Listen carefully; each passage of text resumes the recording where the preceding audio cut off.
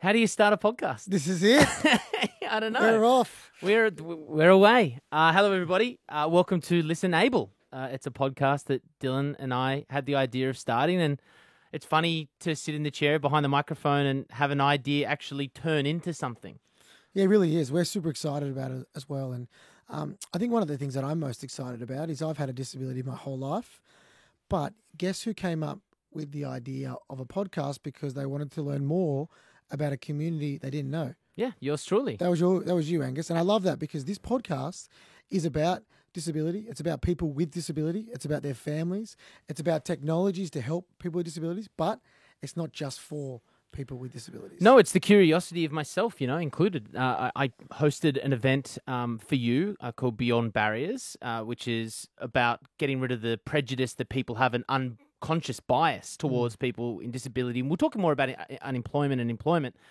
But it was the stories that some of your friends within the community told, and it shocked me. And I was like, I actually want to know more. And so, hence, we're sitting behind microphones ready to tell those stories. Yeah, I think one of the biggest things that hit you as well, and it hit me when I found out, do you know there are over 4.5 million Australians with some form of disability, intellectual, physical, or sensory, 1.3 billion people all around the world. And I think one reason why it actually, it actually affects everybody because, for example, I'm a white male Australian who's straight.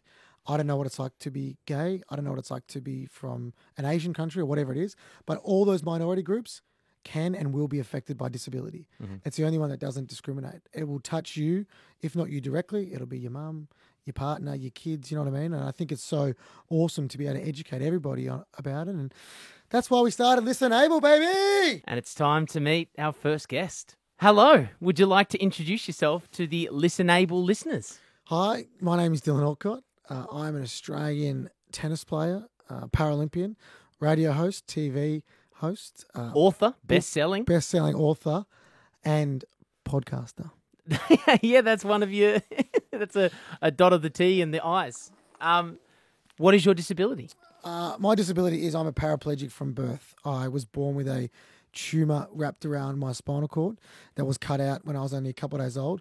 But in doing so, it left me a paraplegic. So I've been in a wheelchair my whole life. Now, I get to throw as many questions as I want at a mate, a friend, and it's a great opportunity. So hopefully I do everyone listening who wants to know more about you and your story proud.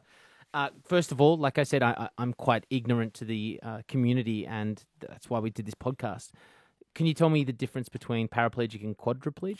Yeah, for sure. So paraplegic is when you have two limbs affected from your disability. So because where my tumour was wrapped around my spinal cord, there's different levels in your spine. Mine went through a bunch of levels, but as high as T6, which means it only affects from T6 down, which is about 3 or 4 centimeters under my nipples down. I've got a little bit of feeling in my legs because mine's incomplete. If it's a complete cut of your spinal cord, you can feel nothing. Yeah. So I've got a tiny bit of movement and a little bit of feeling. A quadriplegic affects 3 or 4 limbs. So it's normally a break of your neck. So when you think quadriplegic, you might think, someone like Stephen Hawking or something like that because they can't move their arms it's like at all. Head only. Head only. Yeah. However, if it's an incomplete quadriplegic, so only a partial break of the spinal cord, it means you can move your arms a little bit as well. Okay. But not have full movement of them or control. Correct. You might have triceps but not biceps or whatever it is. Can I don't feel comfortable using the word disability. Is that weird? Do you get told that that's... I don't like talking to you and saying the word disabled. It's not offensive though, is it, for me as an able-bodied person to label it as your disability? No, it's not at all. I love having a disability and I'm quite proud of it, but it's quite interesting. I'm going to ask you 2 questions and I want you to give me the answer, okay? Yeah. Do you know what the Paralympic Games is? Yes, I do. What is it? It's the Olympic Games for people who have a disability. Correct, but you feel awkward saying that, don't you? Yeah, because when you ask people, everyone goes, "Oh, it's the Olympics for." Yeah, I started. And I think one of the things is I'm very proud as a disability, as I said, and I want more people. The reason people shy away from it is because we think of disability as a negative thing, a bad thing. So we don't want to say it to people like it is a bad thing. I think the more people own having a disability, the more it makes everybody comfortable about it. But in saying that, don't feel too bad because I know people in the disabled community, in particular parents who have kids with disabilities, and I go up to little kids, they'll be in a wheelchair, and I'll go, "Oh, g'day, buddy. What's your name?" "Oh, my name's Sam. What's your disability?" And the parent go, "Sam hasn't got a disability." Oh, And I go, "Sam does have a disability, and guess what? There's nothing wrong with that." But if the disabled community shy away from saying it, well, then the able-bodied community will pretend like we're not there. I think it's okay to have a disability. It can be sexy, can be cool, can be fun. But yeah, I encourage every single person to be comfortable with saying that word because, as I said, it's a fact. Yeah. You can't change that. I think if you are proud of it and can own it, that's when we can, change our perception. Going back to what you said at the top about your paraplegia. Is that the right term? Paraplegia. Right? Paraplegia. Yep, all right. It's incomplete. So obviously we do host a radio show together. We do Weekend Breakfast, and we've known each other for about 6-7 months now. Become really good mates. And like you said, I didn't know that it was incomplete because I've always wondered that you'll take your shoes off in the studio, and I'll be like, "Why are you taking your shoes off?" And you said, "Because my feet's sore, my foot's sore." And I'm like, and I've never kind of questioned you past that until now. So it's because you haven't got a full cut, or was it? The full break of my spine, Right. because my tumour was wrapped around, it damaged majority of everything. Yeah. However, there's some nerves that didn't get damaged, very minimal, but enough to be able to feel my foot when it's getting sore. One thing that a lot of people struggle with when you sit in a wheelchair, especially paraplegics and quadriplegics who are complete, who have no feeling, is things called like pressure sores. It's when you sit on your bum too much and then you get a little cut and that cut becomes a big sore and then it gets infected. And then it doesn't heal because you can't put pressure on a cut. But if you sit on it, it doesn't get any better. Yeah. So I'm very lucky that I have a little bit of feeling to go, I think my bum's getting sore, to be able to check if I've got something going on. And you've got the burn on your leg as well, which is an interesting story. I do. I have a big burn on my knee. It's one of my favourite stories. I went out on the lash and I was super pissed, like proper. Got home at 4 a.m. and I actually ordered McDonald's, like drive-through. Yeah. So drunk, like left it on the bed and didn't eat it. Like I was wasted. Anyway, I'm dreaming. I slept for 12 hours in the same position. Like, when you're drunk, you fall face down. And I'm dreaming that, when you dream you've really got to do a pee or whatever, and you wake up, you're like, got to go to the bathroom. I was dreaming that my knee was really sore, but I was kind of weird. And anyway, I woke up going, shit, my knee's hurting. I rolled over and my kneecap had been burnt off by my laptop charger. You remember how hot laptop chargers used to get? Of course. So my knee's been resting on it the whole night. And your dream was the reality. The reality. So it wasn't enough. I would have normally felt that, but because I was blind, you know what? Interesting that I just said the word blind because I'm not blind. Yeah. But we're going to have people who are visually impaired on. And I don't know if it's offensive to say to people, when you're really drunk, you're blind. Yeah. Do you reckon they take offense to that? Well, next week's episode, we're going to be chatting to a guy called Ben who is blind. You can ask him that exact term. Very interesting. It's also quite funny because when you have one disability, people think you know the answers to all disabilities. Yeah. But I don't. No. I don't. And that's why this, it's going to be super exciting. Let's go back to Dylan Alcott as a baby. Have you spoken to your parents about the reaction when they found out about your tumour and when did the doctors say to them, your son's going to be, paraplegic? So I wrote this in my book and I actually wrote my book myself. It's called Able, coincidentally. And I had to interview my parents about this. And I never really gave a shit, to be honest. But I wanted to find out for the book. So I learned a couple of things. One, when they did the ultrasound, they had no idea that there was a big tumour the size of half a melon stuck on my back. They didn't see it. So I must have been turned the other way in Mum's stomach when they did the ultrasound. Right. So I was born and Mum was holding me. It's like, what's that on his back? Because it stuck out and grew inside. Oh. And they said they're not sure. So I got to go home for a couple of days and then they said, you need to come back right now. We need to get that out because it was benign, but it could have turned malignant, which is cancerous, and then you're obviously in big trouble. So that was obviously very tough for them. I owe a lot to my parents. One of the cool things, they spent every night by my side in hospital with my brother Zach. My mum would be there all day. My dad would come home from work. Mum would take Zach home. They would swap parking tickets because parking is so expensive at the hospital. Dad would stay all night, and then Mum would come back the next morning with a fresh suit. He'd get dressed at the hospital, go to work, and then Mum and Zach would take over. Wow. So your dad essentially never went home? Yeah, barely. Yeah. Wow. And I think one of the things that I did learn as well is I shy over the fact that I was sick because, one, I don't remember. I was sleeping like a baby. I couldn't care less. Two, I'm good now, so I don't really harp on it. But I did find out this. There's a photo of me in hospital with a little teddy bear. It's a little teddy bear hanging above my head, a blue one. And I was like, I use it in my keynotes, and I make the joke that I say, my parents were by my side every night in hospital. Or so they say. Where the fuck are they in this photo, right? That's what I say. Yes.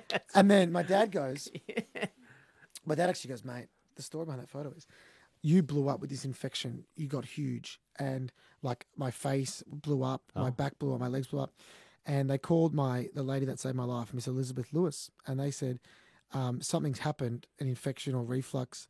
And we have to give him a lethal dose of steroids. And I would strongly recommend taking a photo because he probably won't be alive in the morning. They said that straight up. And Dad took the photo through tears in his eyes. So he thought that was going to be the last photo he takes of his son. He called Mum and they came and said, and then I woke up completely fine, which is amazing. But so what the steroids work. God, that's the worst night of their life. Yeah, easily. Yeah, it was 90%. Like that much steroids for a baby who's 6 months should kill you. But it was the only way to kill the infection that happened. So they said he'll probably pass away, and then. Yeah, the doctor said you've got a pretty strong one here. You'll probably do some cool stuff. Yeah. Turned out all right. Now, what was your first experience of being disabled? Do you remember the first time that you realised that you were different? I did. I never really I knew I was different from an early age, but never cared. I was very lucky that my brother Zach, who we'll get to meet on this podcast, he was just such a big influence on my life. We used to go skateboarding and they'd get a skateboard for me to go on my stomach on the street. Like I was always included. But I remember I was 4 years old and I used to be out of, I never had a wheelchair. We used to always use like a pram, you know how like kids use a pram. Yeah. And I remember I was 4 years old and I was in a pram and this little girl came up and the shutter of the pram was closed and it was almost like in a Simpsons episode. And the little girl's run up and she's like, oh my God, it's a baby. And she's opened up and seen me and she screamed because I was the same age as her and the same size. And she's like, why are you in a pram? And like ran away. And I was like, that is so true. One, because your family and your friends had been so inclusive. Yeah, exactly. And you didn't realise that. Yeah, the first time I felt alienated, like an alien, like someone different. And but it was also a turning point because I remember saying to my parents, there'd been talk of a wheelchair, and I was like, I need to get a wheelchair because I don't want to sit. That was embarrassing, even for a 4-year-old, because you felt lesser than someone who was your age and your size and things like that. I imagine 23 years ago, around that, 4, 5, you're 28 years old. The world looked a lot less accessible than it is now. Do you remember any stories growing up where, stair access or lack of ramps had held you back in any way back growing up? Because I just remember Torquay Primary School. We had demountables with 4 stairs to them. Exactly. No ramps. Yeah. And I think one of the, you know what, I'm very lucky I was born when I was, because if I was born in the 70s and then in my 20s in the 90s, it's tough. Yeah. Like even, I drive a car these days and like you can take my hand controls, which is how you drive a car, out of my car into your car, Angus, in like 30 seconds and drive. 2 years ago, you couldn't even drive a car, whatever it is, in the wheelchairs. But when you're younger and you're lighter, at like weight, people just carry you and it's fine. When I really started noticing accessibility is when I started hitting like 12, 13, 14, where you become 40, 50 kilos, and then all of a sudden it's a bit harder to get you around. But of course I did. Like, I could never access my library, things like that at primary school, even part of my high school. Luckily, my high school, a good school in Melbourne, was called Brighton Grammar. Luckily, they, it was quite a nice story. I couldn't afford to go to Brighton Grammar. It's quite an expensive school. And there was a family called the Comports, and they had a young kid called Mark Comport. He had a disability, and he went to Brighton Grammar, and he died when he was at school, when he was in year 9. And because of his disability, complications with the disability. And his family wanted to give it to a young kid with a disability who couldn't normally afford. Oh, so the education that he had, the funds that were going to go towards his. Yeah, so I got, a $200,000 scholarship to go to school, and they renovated the whole joint to be able to do that. But there was some place I couldn't go, like, for example, the library. And they, it's funny, the school was so inclusive, but it's when someone goes to you, or everyone, we're going to go to the library, hey, Dylan, we'll bring you a book down. It's not. It's Yeah, nice, it's not the same. but you still feel like this shit. Your mates are upstairs And that's reading not asterisks and you're down on the But they're lawn. reading it together. That's the main thing. Yeah. You're just doing the same thing, but you're doing it different. Yeah. And when they decided to make it fully accessible was awesome. But like I still face it all the time. There's a nightclub in Melbourne that I won't name that's pretty famous, and I remember a mate of mine was having a birthday there, and I got to the door. There was 30 of us. It was his 19th, and the guy on the door worked at another club that used to carry me up the stairs. And I was like, "G'day, mate. Can I come in?" And he's like, "Dill, I can't let you in." And I was like, "Why not, mate? Like, you just carry me." He goes, "Brother, I'll lose my job. They've instructed me not to let you in." And I was like, "Why? What have I done?" And he goes, "I think it's about the wheelchair." And I said, "Mate, don't worry about it. Just carry me up." He's like, "I'm not kidding. I'll lose my job." He told me. So I called. What he allowed me to do is he gave me the owner's number secretly. He said, "Call the owner, talk to him." So I called the owner, and he goes, "I could get a mate. My name's Dylan. I want to go into your club because I know exactly who you are." I was like, "Oh, awesome.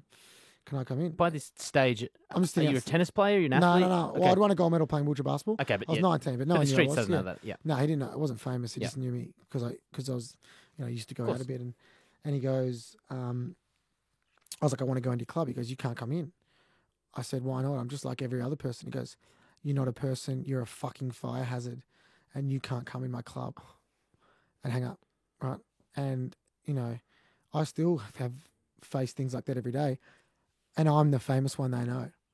Imagine if you're 40 years old with MS. Oh, of course. If you're or anybody else. If you go to a nightclub now and we're faced with that same difficulty, Dylan Alcott being Dylan Alcott will get in because they don't want to deal Correct. with the story that you could have because of your profile. Yeah, exactly right. If you're just anybody else, you still face that. But and that's why it's so good crazy. to talk about that it actually happens. At high school, how were your peers treating you? I mean, I imagine in primary school it was like a little bit of like, kids just play with kids. They don't know about inequality or difference. But when you get to high school and you start building those social structures around you, friendship groups, girlfriends, etc., how were your friends or / just other people at school treating you? I was so lucky that I had a supportive group of friends, especially in primary school and high school.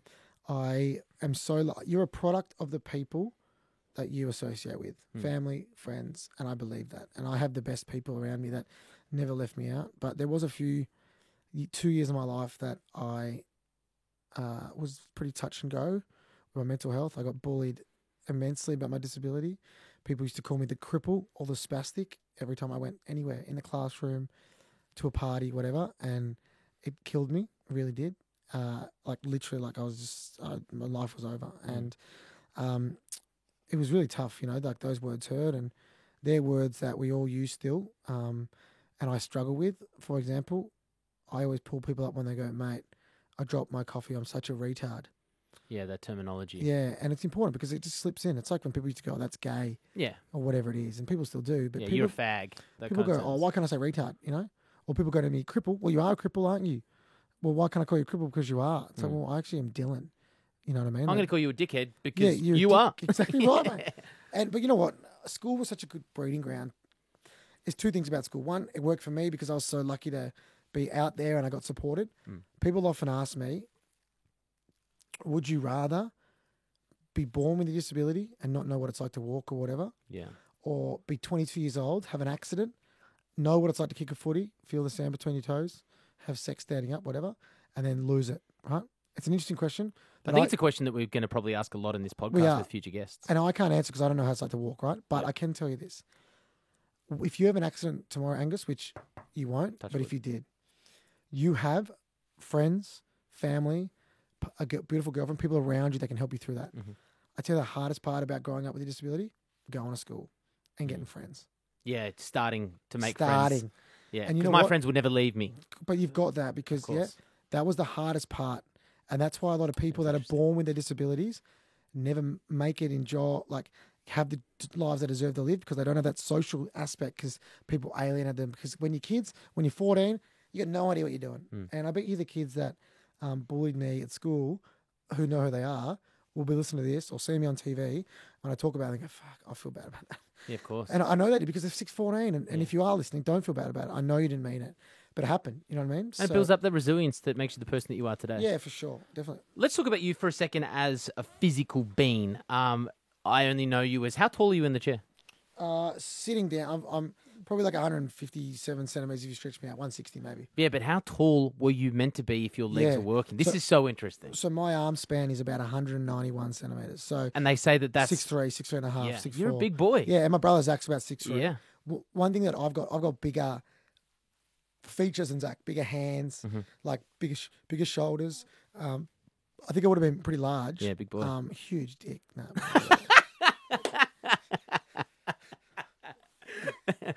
But can we talk about puberty? How does that affect?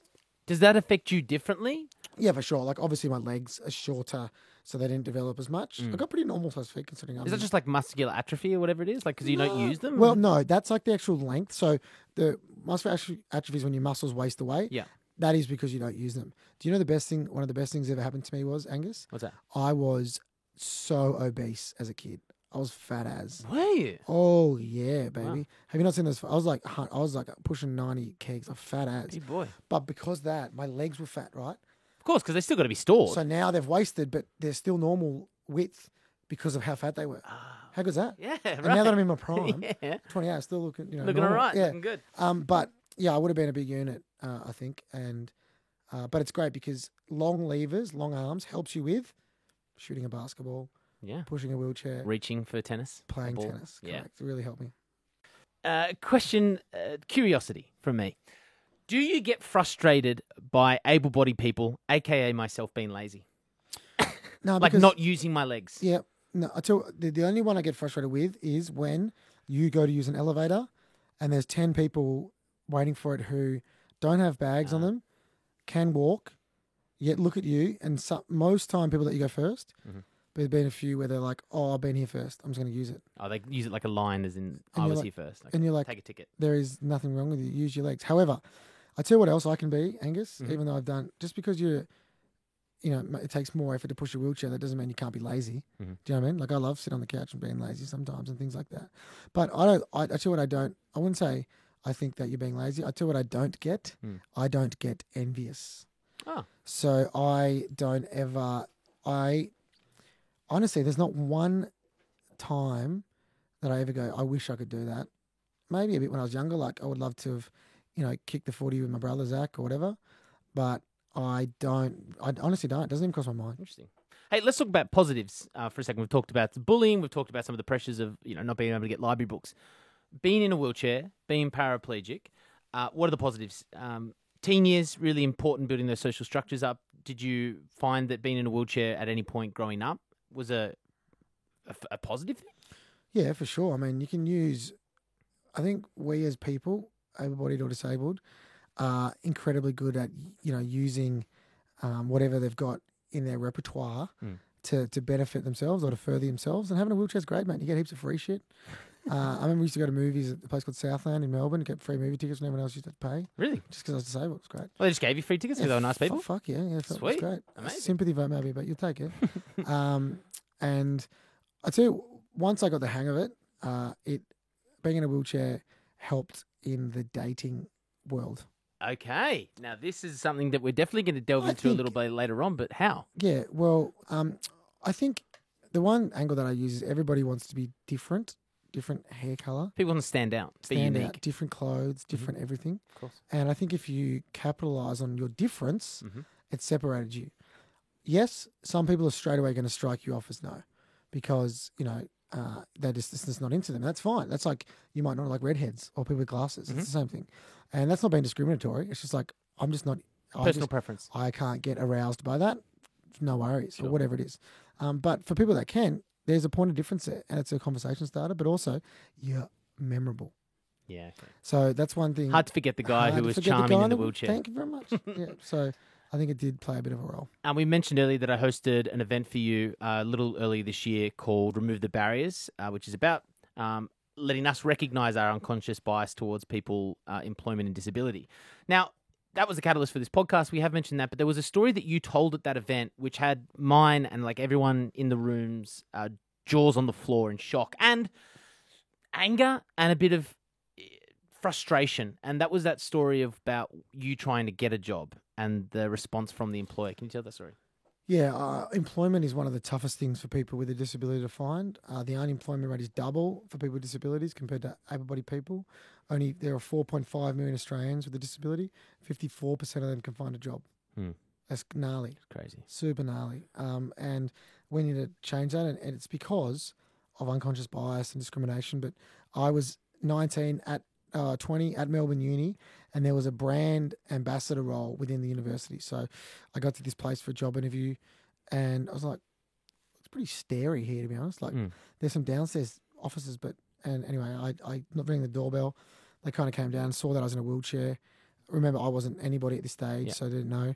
And they kind of opened the door like, yes. And I was like, I'm here for the job interview. My name's Dylan Alcott. And they kind of looked at me awkwardly and said, oh, it was actually scheduled for upstairs. And I was like, well, come on down. And they kind of were like, here. oh, look, it's probably not going to be the best fit kind of being here. So rather than move the interview downstairs, they just cancelled. And you could have been the best employment or employee ever. Not could have been. Would have been. Would have been. Sport. Let's kick into it. I'll do the wiki accomplishment list so you can pretend to be humble. Australian wheelchair basketball, wheelchair tennis player. Dylan Alcott was a member of the Australian men's national wheelchair basketball team. At the age of 17, he became the youngest Australian wheelchair basketball gold medal winner and the youngest to compete in the wheelchair basketball. Youngest ever wheelchair basketball, not just Australian. Oh, that's ever. Okay. Well, there's the humble gone. Stop trying to dog me. At the 2016 Rio Paralympics, you won gold in the men's quad singles and doubles for tennis, and you were named 2016 Australian Paralympic of the Year. How did sport come into your life? Sport came into my life, I reckon, trying to copy my brother, in particular when I was a kid. He was very sporty, and I think our whole family was, but Zach was good at sport. I'm being a bit generous there, but he's pretty good. He was a good sportsman and always had a crack. He used to do skateboarding, basketball, all these things, and I just wanted to be like Zach, to be honest. So I loved it. One thing that I did was, so when they played basketball, I would just sit on my knees and shoot the basketball because I didn't have a wheelchair. When I got a chair, I would just sit there and they hit tennis balls at me and I hit them back, but I didn't play properly. But how I did get involved in sport is my brother played AFL under 11s. And he played, and I was 8 years old, and I was the manager of the under 11 football team, and my dad was the assistant manager. Right? So I was under you. I was the big dog. He cut the oranges. Exactly, and I loved it. And then I remember I was like 10, and I was like, I got sad. I remember getting sad that I couldn't play. First time ever. I was like, oh, hang on, I'm actually just sitting here, and I went, I want to start playing. So one of the tough things is when Zach played sport, he got a $100 pair of footy boots. When I wanted to play sport, I needed an $8,000 wheelchair just to even try it because you can't play sport in your everyday chair. It doesn't turn fast enough. You need a special sports chair to do it. And you can't use that sports chair for every day. You can't fit through doorways because the wheels are angled. Okay. You can't get around. So you need both. So I finally got one. I didn't even build my own. I borrowed one. And that's when I first started playing tennis. And it was one of the best things that happened to me for two reasons. One, I could play myself. But two, it was the first time I ever met anyone else with a disability, just being normal. And they were all older and they had girlfriends, wives, drove, lived by themselves, didn't get dressed by their mum, because I was 10. Yeah. And I was like, yo, I didn't know I could do that. Like it was, you know what I mean? Like getting exposed to live experience was a super cool thing for me that really helped. When did you realise that it was going to be a career path? Oh, pretty early. I'm happy to say that I knew I was quite good. Yeah, like I just, of course. I was like, oh my God, I'm actually pretty good at this. Yeah. But how many people could you play against that were in the same situation as you? I made my first Australian wheelchair tennis team under 18s when I was 12, and I beat a bunch of 17-year-olds. Right. And I was like, oh, that's pretty good. And then I actually had never played basketball until I was 15, and then don't ask me how, but 2 years later. We won a gold medal. So I just picked up a basketball and I could shoot it. And it was all because I used to play with Zach in the backyard. Started there. And I knew how to push a wheelchair because I'd played tennis. So I kind of picked it up pretty quick. How did sport help define you as a person away from the courts? Yeah, sport gave me the platform to, I guess, be confident, to have people appreciate what you do. It really means a lot to, put your time and effort into a skill and to be successful and to people care about it, you know what I mean? Mm-hmm. But it also, who gets to represent their country with 12 guys who beat cancer 3 times? One of my teammates was a good rugby player, got in a car after a grand final win with his fiancée and best mate. His best mate lost control of the car. He lost his fiancée and his best mate. He was left paraplegic, never to walk again. I have so many guys. I was 17. They'd all been through, the ringer, as had I. Mm-hmm. To sit on top of that podium, Angus, and to sing that national anthem when I was 17, I was like, fucking hell. Like, I'm so lucky. Yeah. And I'm very honoured to do it. But also, it gave me the more and more, I think I underplay how much it means to me to have a platform now. And when Roger Federer gets good at tennis, everyone wants to talk about it. No one gave a shit about me playing sport. Mm-hmm. The reason they do is because I worked my ass off to make sure that they did. Yeah. To come on air, to talk, to put yourself out there. And it was super cool now that it happens. But it also, I wouldn't have all this without sport. No one would care. I'd just be, at Radio Dog or whatever. But it really had opened up. It's opened up every avenue for me, really. Yeah. And I could, one day we want to have the best podcast in the world, but everyone will still come up to you and say, mate, Wimbledon. There's something about sport that everyone really gets into. Yeah. What's the proudest moment in your life in sport and personal? Proudest moment so far to date. Proudest moment in sport would have been probably winning the gold medal in singles in Rio for tennis. Yeah. Because I gave up on a gold medal basketball career to play, and by the you don't rely. You can rely on your teammates if you're not playing well or whatever. But when you're playing tennis singles, you're out there by yourself, and to not choke and to get it done meant a lot. Another one was at the Australian Open this year when my match was brought. My final was in Rod Laver Arena, 8,000 people there, live on Australia Day into every TV in Australia. Yeah. On the main channel of 9 on the Wide World of Sports. If you honestly 4 or 5 years ago, there was 5 people watching my match, and they were my family. That's in person. Now, I couldn't believe it, mate. Yeah. And just seeing the amount of kids with disabilities there, it was a bit emotional, to be honest. It still makes it a bit emotional. It was beautiful. I mean, I was there as well. Yeah. It's a great day to be there. But, obviously we're mates and we were walking down the street. One of the first weeks that we got to know each other doing this radio show, and I remember walking down the street, and it was pretty soon after your Australian Open win, and that lady came up to you and she said, I watched you on the telly. Yeah, remember? And I remember when you rolled away, you're like, that. I was like, oh, that must happen a lot. You're like, no, but the fact that she watched me on the telly, that was huge for you. And I keep seeing people now and talking about, like, mate, that backhand you hit at Wimbledon, they watched. Yeah. They're like, they remember. I paid attention. Yeah, it's really cool. Outside of tennis, I guess I'm super proud of the work that we do at the Dylan Alcott Foundation. There are a lot of feel-good foundations out there that make people feel better, like Make-A-Wish and all that, which do a great job, Starlight Foundation, but there aren't enough that invest in young people with disabilities to become lawyers, doctors, Paralympians, musicians. There are way too many barriers for entry for young people with disabilities to become the people they want to become, and we're eliminating them for so many kids. And you have a board meeting and you'd leave that board meeting with just a pep in your step, pardon the pun, that I could win a squillion Grand Slams, but if I don't use my platform to change perception of disability, but try and help people that were like me, I really would be a phony, I reckon, and that's what I love doing. So yeah, that's probably the main thing. One question that I think is going to come up a lot in this podcast: if a magic wand could be waved, and you could get full use of your legs and be 100% able-bodied, would you take it? You know what? It's not a magic wand anymore, because soon enough there'll be stem cell research, printing, things for vision impairment. Who knows? And I can honestly say you could pay me $100 million, whatever it is, to be able to do it, and I would not do it because it would change me as a person, I think. And also, I used to say the Dylan that walks and the Dylan in the wheelchair is the same Dylan. That's bullshit, because the Dylan in a wheelchair is a much better version of any other Dylan. But also, would I be a Paralympic gold medalist? No. Would I have such an awesome, relationship with my family? Would I have be in a beautiful relationship with my partner, Chantel, I love heaps? Would I be able to do all that stuff? Probably not. Yeah. It'd be different. And why make it different? Because I live the best life. You know what I mean? So, mate, I honestly wouldn't do it. Now, this podcast, we promise for all guests, including you, Dylan, not to shy away from asking questions that people want to know. There is I guess, a little morbid curiosity from people who are able-bodied. When someone walks down the street and they've got like a limp or maybe they're in a wheelchair, we want to know what's going on. And so we're not going to shy away from the questions from you either. It's time to get pretty personal. Yeah, let's do it. How do you cook? How do you clean? How do you reach high surfaces? You can't reach high things. It's quite funny when people, i.e., like you, come to my house and go, I got to get a glass of water.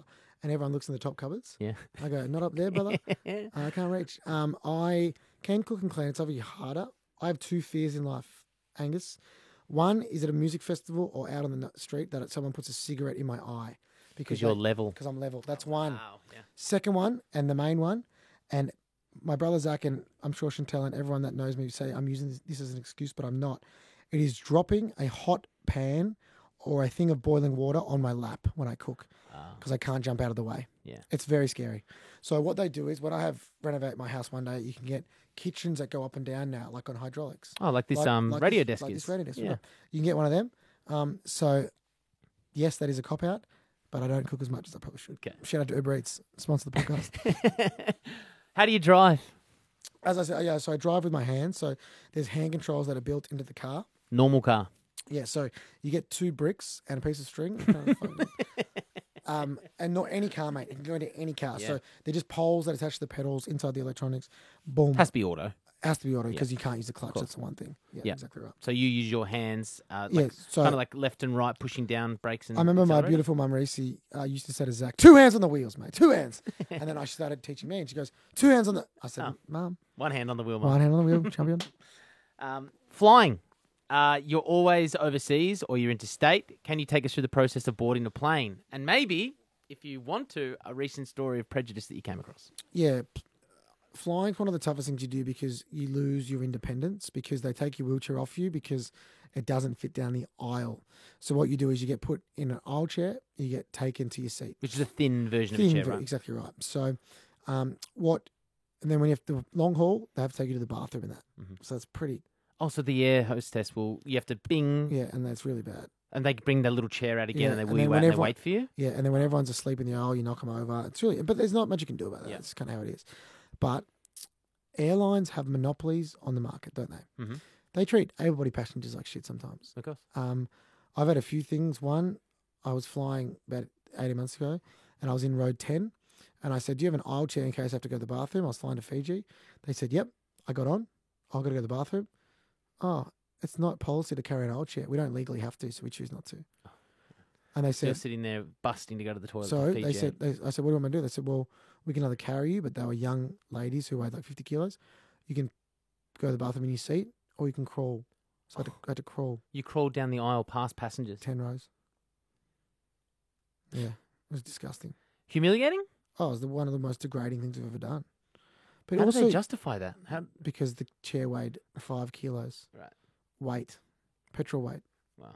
It's embarrassing, isn't it? Recently, you nearly missed an event because here in Australia, an airline definitely treated you because of your disability differently. Yeah, it was too windy landing in Melbourne, and the elevators they use are a bit crap from the 80s. So rather than buy new ones, they said, "Sorry, we're just going to have to keep you here for 24 hours." And I said, "No way."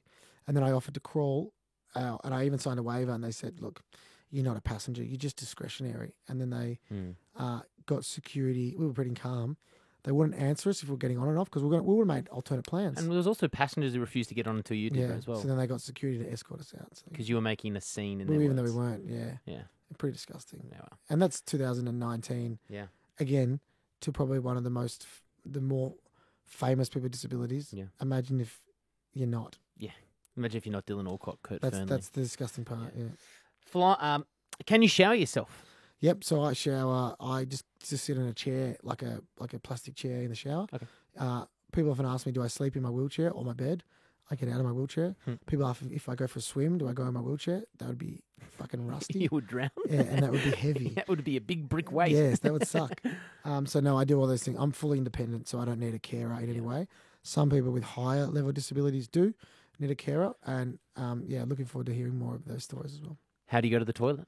So I go to the toilet. I can luckily that I've got a little bit of use in what I can do. So I don't have to sit on the toilet to urinate. I can lean forward in my chair the same way like a guy would use a urinal. You know what I mean? Oh, so you can pee at the urinal, Yeah, the trough. I can. Yeah. Okay. Which helps because to everyone listening, to all those people that use the disabled bathrooms, especially at workplaces, if you're busting, I can't hold on very well. Yeah, your So I've bladder got to doesn't go. work as So well. I'm lucky that my wheelchair's narrow enough to be able to use a normal like cubicle or urinal. Yeah, which is lucky. Sex.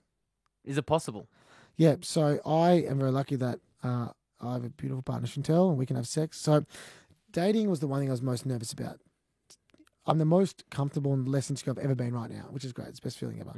Mm-hmm. And imagine being 17, right? Or 16 and whatever, it's losing your virginity. Imagine times that by a million being in a wheelchair, not knowing if you even can. Oh, wow. Yeah. You know what I mean? Yeah, because, I mean, I knew mine worked. Yeah. And I knew I was ready. I remember the first time I propped it, like I'd done a bit of stuff, but it was like, not really. Like the first time I properly lost my virginity, had like good sex, was I went, and I got a shout out to my beautiful partner, Chelsea, when I was, like she was 16, I was 16. Yeah, that was a question I was going to ask about your dating life. 16-year-old, shout outs to her as a 16-year-old to embrace she doesn't you even, and love you. She talks like it's nothing, right? Yeah. For her to take a leap and go, I'm going to go out with the guy in a wheelchair, and she's a beautiful person, and I was so lucky I had her because, I realised that I could be normal and things. I remember I went to Jack Johnson with a mate of mine. Jack Johnson, Ben Harper, remember they were best mates? Yeah. They played at my music bowl, and I knew I was going to Chelsea's. I just like chewed a Viagra as hard, just smashed it. Got there, ready to go. Ready? Worked the treat. Went into her bathroom. Yeah. And did I did a celebratory dance by myself. Oh, like pumping the air after it was done. Fist pumping. I was that happy with myself. And then I had I've had Kate as well, who was a bit later in life. I went out with her for a few years. She was awesome, and yeah, I've honestly met the most amazing person, Chantel, who she's actually a sexologist, so a doctor of sex. Like she is trained in this, and she sees a lot of people with disabilities. And the one bit of advice that I give and that she echoes is this: you can have sex in whatever way you can have sex, right? The standard, whatever normal sex is, who knows? It doesn't have to be P and V. That's not the. But it's different to everybody, yeah. So, if you have a disability, or if you don't have a disability, but whatever it is you're listening and you're having sexual problems, you can have sex in whatever way you can have sex, whether it's oral sex, nipples, whatever it is, and for people with all kinds of different disabilities, they can have sex, right, in whatever way that they can. And also, if you're able-bodied and listening to this, and you have a crush on someone who is blind, someone in a wheelchair, someone with one leg, someone with Asperger's, go have a crack. Don't be scared. Probably a really generous lover. The best, clearly. No, but you know what I mean? I reckon it's one thing that we need to start talking about, because one of the most beautiful thing that I have in my life is my relationship, same as anyone. That personal relationship that you have with people. And if you get excluded from that sphere, that world, just because you're disabled, that's a real bummer. Yeah, that sucks. Let's talk about your beautiful partner, Shanti. She's a sexologist. Was that a little bit stressful, worrisome for you? I mean, for a guy who has some complications with sex in general, to then have somebody whose career and life evolves around it. I was shitting my pants that I wasn't wearing. I compare it like this. It'd be like having a tennis lesson with me, because she's the best. Yeah, she's the best. Does that make sense? She's the best of the best. You'd be nervous. That's all I think. Yeah, right. I was shitting myself. But also, I didn't think about this because you don't think about this. She was also nervous because she's obviously never had sex with someone with a disability. So she was worried about didn't know what's going to happen. So when we did, and she called me afterwards and goes, I want to catch up again. Clearly, I was very happy that I put in a good enough performance. But people ask me that all the time, man. Yeah. How intimidated were you? And I was like, very. And also, she's the most beautiful person I've ever seen in my life. So, but as I said, she is super supportive of everything that I do. I've never been happier. Put it that way. I'm so lucky. Well, this podcast is going to shine the light on people with disability. We have to kick it off with the guy who's going to help shine that light, and has for many years. But to a mate and I guess a guest and a co-host of a podcast with Dylan Alcott, thanks so much for being the first person to kick off our podcast, Listen Able. And mate, thank you so much as being that, to show anybody, disability or not, that you can talk about these things. And we can't wait to share this podcast with as many people all around the world and hopefully learn a few things, but also have a laugh and really enjoy it. So, mate, love you. Thank you. Love you too, man.